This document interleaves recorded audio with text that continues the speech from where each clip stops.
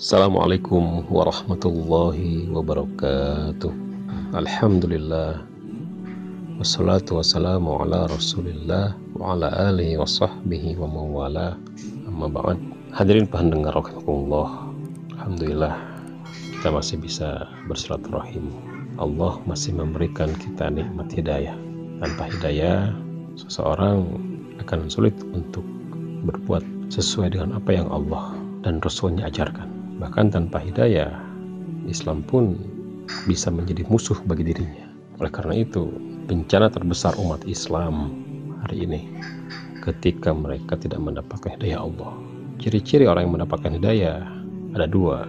Satu, al-isma', seseorang yang diberi oleh Allah keinginan untuk mendengarkan ajaran-ajaran Allah, baik dari Al-Quran, As-Sunnah, dan nasihat-nasihat yang berasal dari ad-dinul Islam. Yang kedua, ciri mendapatkan hidayah adalah al-ifham. Ketika seseorang diberikan kemampuan oleh Allah untuk bisa memahami apa yang sudah didengar berasal dari Al-Quran dan Sunnah, kemudian dia bisa memahami dan mengaplikasikan. Salawat dan salam semoga terlimpah curahkan pada junjungan alam Habibana wa Nabiyyana Muhammad sallallahu alaihi wasallam, pada para keluarganya, para sahabatnya, para tabi'in, wa man tabi'ahum bi ihsanin ila yaumiddin.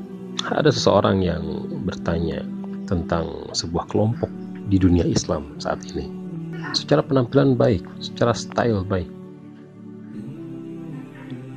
Tapi dengan mudahnya, ketika mereka melihat sekelompok muslim yang lain berbeda dengan mereka, dengan mudahnya mereka melakukan vonis sebagai orang-orang ahlul bid'ah, bahkan ahlul ahwa wal bid'ah, orang-orang yang senantiasa melaksanakan bid'ah dan hawa nafsu, dan mereka mengklaim diri mereka sebagai ahlul haq wal sunnah.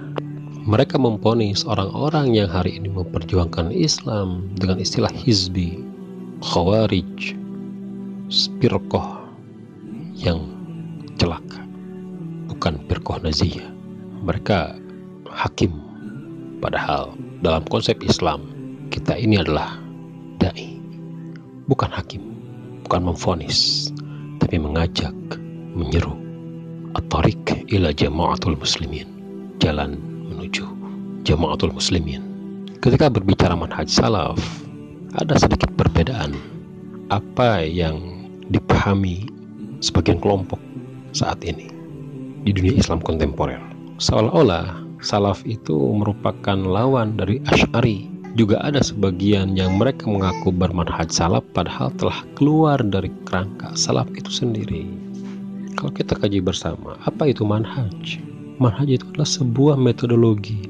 Bagaimana metodologi manhaj nubuwah, metodologi para nabi, khilafah ala manhaj nubuwah, khilafah yang berpedoman di atas metode nabi, itu mengambil konsep, mengambil metode dari Al-Quran dan Sunnah, kemudian harus melakukan sebuah penerapan di dalam menghadapi situasi dan kondisi di zamannya. Bukan hanya produk yang dihasilkan, akan tapi metodologinya. Yang dikhawatirkan kelompok yang hari ini mengaku bermanhaj salaf itu bukan mengambil metodologi, tapi produk langsung, yang tentunya kalau produk itu akan disesuaikan dengan zamannya. Kita melihat bahwa di zaman Daulat Bani Abbasiyah muncul para bid'ah. Ahlu bid'ah yang dimaksud saat itu adalah paham-paham yang menyimpang yang di luar dari konsep Islam, semacam Jabariyah, Qadariyah, Syiah, Khawarij, Mu'tazilah, Murji'ah. Itu bid'ah. Tapi pengertian bid'ah sekarang kenapa kepada ikhtilaf fikih? Kenapa orang yang tidak kunut sebut bid'ah? Kenapa orang yang kunut sebut bid'ah? Tentunya ada pergeseran. Berbeda dengan para salafus soleh terdahulu, karena mereka menghadapi sebuah ahlul bid'ah yang besar yang akan mengancam kepada eksistensi Islam. Kemudian mereka menggunakan metodologi manhaj yang digunakan oleh para nabi dan diterapkan untuk menjadi solusi bagaimana menyelesaikan problem bid'ah saat itu. Maka lahirlah sebuah produk yang bersifat solutif. Jadi tidak bisa hari ini kita mengaku bermanhaj salaf langsung mengambil produknya, sementara berbeda permasalahan yang dihadapi di realitas dunia Islam saat ini. Bahkan menurut Ibnu Taimiyah sendiri yang dianggap sebagai pemimpin salaf oleh mereka, yang dinamakan dengan salaf versi Ibnu Taimiyah, itu berasal dari sebuah pendekatan ilmu yang integral dengan pendekatan kemampuan. Bagaimana metodologi seseorang dalam mencari ilmu itu mereka bisa menerapkan di realitas sosial. Kemudian ada orientasi perubahan. Pendekatan ilmu harus integral dengan pendekatan kemauan. Ketika kita menyampaikan sebuah ilmu dari Al-Quran dan Sunnah, ilmu syar'i kepada umat Islam, kita pun harus menyampaikan pula bagaimana cara mereka menerapkan ilmu tersebut agar menjadi solusi problem yang sedang dihadapi oleh umat Islam. Tapi mereka yang mengaku manhaj salaf hari ini sebetulnya telah keluar dari apa yang sudah disampaikan oleh imam mereka sendiri. Maka manhaj salaf yang berasal dari nubuwah, khilafah ala minhaj nubuwah, tabi'in di tabi'in adalah tafsir aplikatif Al-Quran yang hari ini harus menjadi solusi problematika umat Islam dalam keseluruhan aspek kehidupannya.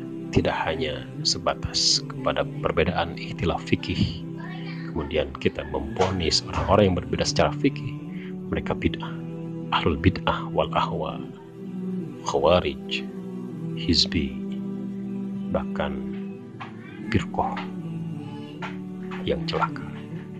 Bukan firqah najiyah, firqah yang selamat. Na'udzubillahi min dzalik. Ini perlu diluruskan agar kita bisa memahami secara komprehensif apa itu ad-din al-Islam, tidak sempit dada, agar kita bisa mendapatkan hidayah dari Allah Subhanahu wa taala.